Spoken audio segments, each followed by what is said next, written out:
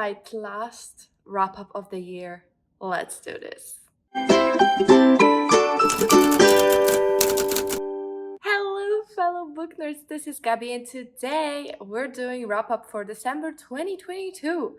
When I'm filming, it's already January 2023, so we've moved on from 2022. I have done a list of my favorite books, my least favorite books. I'm gonna do a stats video, so you can check out all of those. But today we're just gonna talk about what I read in December, what I thought about it, what I rated it, and the classical wrap-up stuff. My second best month of the year with 14 books. So I've smashed through many audiobooks. Not just because, but I thought this was an opportunity to pick up some books that I don't necessarily gravitate towards first, because it's always something else you could be reading.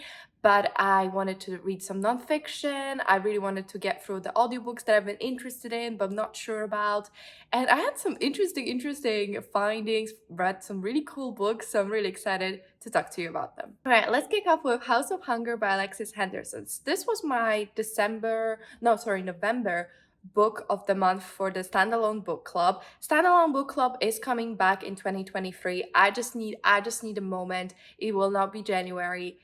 It might be February, it might be March, we're gonna see, but it's gonna come back, so please bear with me. I'm sorry, I know it's like all over the place, but it's hard to like stay consistent and stay planning when life is crazy. But anyway, House of Hunger by Alexis Henderson is the newest book from the author of Year of the Witching, which I do have here. And it's a sapphic adult horror novel where we have a girl who lives in the south but decides to move north and become a blood maid, who is a woman who is hired by a really rich person to be kind of a blood donor, and they're drinking their blood. So it's like vampire-esque, although vampires are never quite stated here. It's a really harrowing tale of abuse in a toxic relationship, and I don't think I quite had the appreciation for it until I've spoken to Neeks and Annie, who are my lovely co-hosts. I'm gonna link their channels down below. Once I've spoken to them, I've really appreciated the layers and complexities of this book, how much nuance to the relationship and how much fat there was on these bones, if that makes sense at all. It was just such a compelling book that really spoke to me. I when I was reading it, I was enjoying it but not absolutely loving it, and then after the discussion, and my mind just was blown. So I gave it 4 stars. There is a full live show that you could watch, so check that out. Maybe you can get something from our discussion. I do think it will enrich in your experience, because it definitely did mine. Thank you so much to my lovely co-hosts.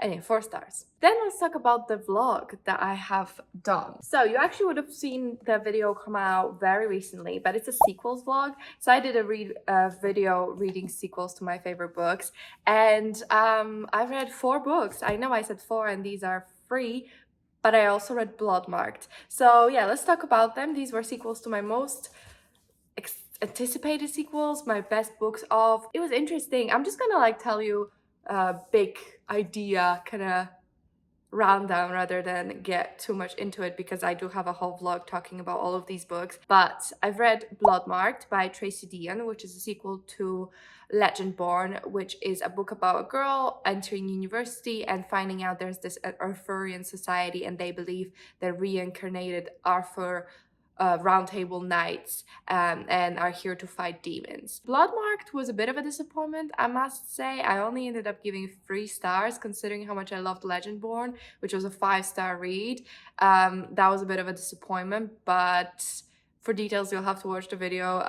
I just hate Sal. That's what I learned. Then I read The Dragon's Promise by Elizabeth Lim. So this is the sequel to 6 Crimson Cranes, which are just behind me.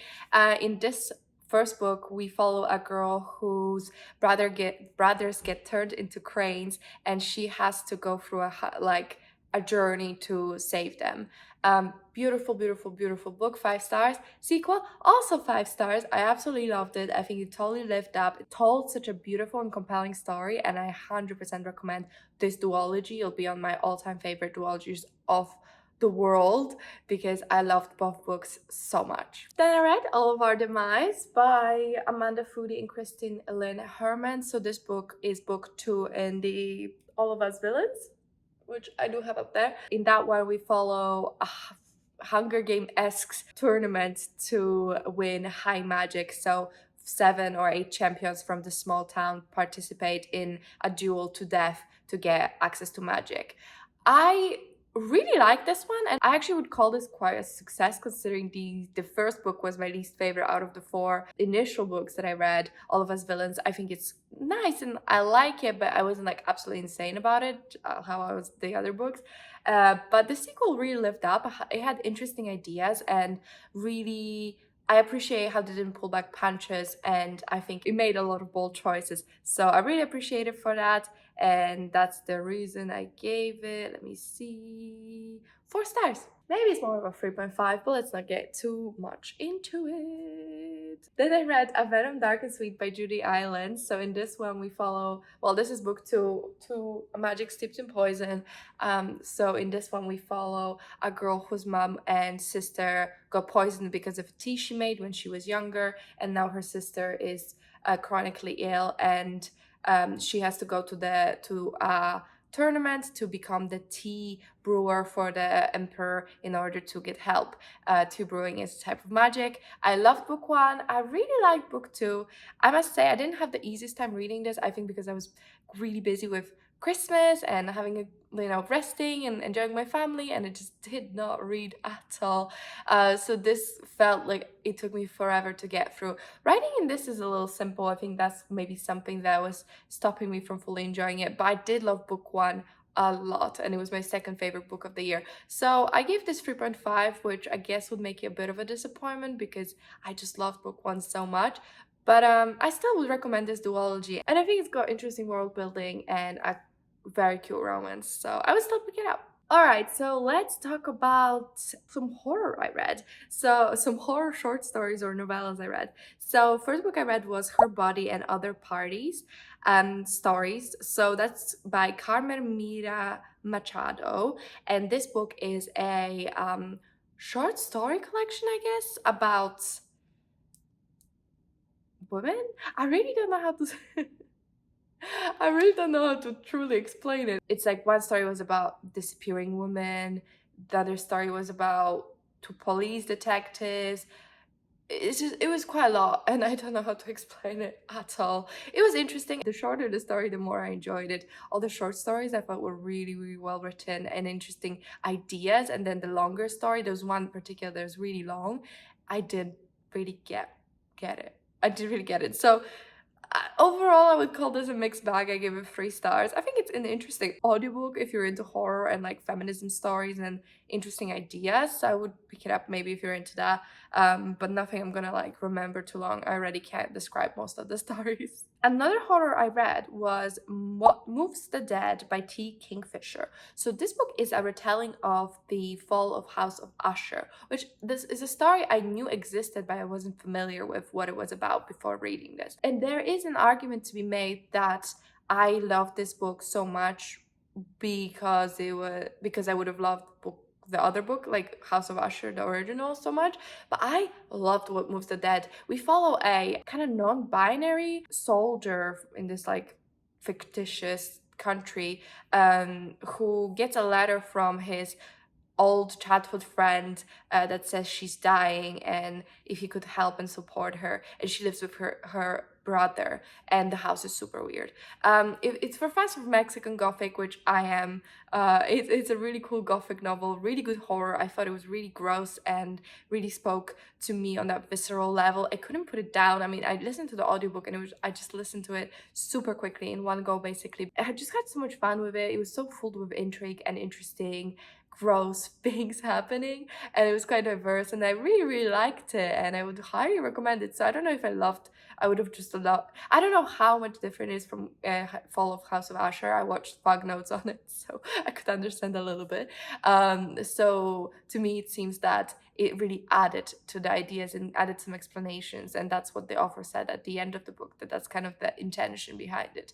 So I really loved it, 5 stars, and I would highly recommend. Like, I was surprised how much I loved it, and I shouldn't be because I'm discovering I really like horror. All right, let's talk about nonfiction. So I read 1, 2, 3, 4. So I read 4 nonfiction novels this month, which is many more than usual because I've not read any for months, but they were all so interesting. So first I read Fix the System, Not the Woman by Laura Bates, and then I also picked up Misogynation, The True Scale of Sexism by Laura Bates. So both of these are by the author or like the founder of this website called Everyday Sexism, I believe. It's a website where you can anonymously submit messages about everyday sexism you're encountering, be it men or women, non-binary people. Anyone can submit entries, and it talks about misogyny and sexism and abuse. And both of these books kind of talk about fixing the underlying societal structures and norms rather than telling women, not to dress provocatively. I really liked it. It had interesting ideas that really resonated with me personally, and I think it was done very, very well. And I would highly recommend, especially if you are a man, I think this is a very powerful accounting of all of these terrible stories from the most horrific sexual abuse to everyday little niggling things that women have to go through. So I think it's just an interesting look, and I would highly recommend it. And it's written really well, the audiobooks are performed really well, and both of these, one of the Fix the System, Not the Woman, I gave 4.5, and Misogynation gave 4 stars. It had a powerful subject matter that was executed really well, and I really, really enjoyed them, although I was really upset. Another interesting nonfiction I listened to was What My Mother and I Don't Talk About, 15 Writers Break the Silence. And an editor of that was Michelle Filgate. So this book is a collection of essays, I guess, by authors from quite diverse backgrounds about things they can't or won't talk to their mothers about. So it's a lot about motherhood and I guess womanhood and parenthood, and they were really powerful. People had really, really vulnerable, open things to say, and these are all authors as well. And I thought it was a really powerful read and really got me thinking and appreciating my mom, and just also talks a lot about the bigger structural issues and norms that prevent us maybe from opening up. So I really, really liked it. I gave it 4 stars, and I would highly recommend if you're interested in that kind of thing. And the last nonfiction I read was Black Imagination by Natasha Marin.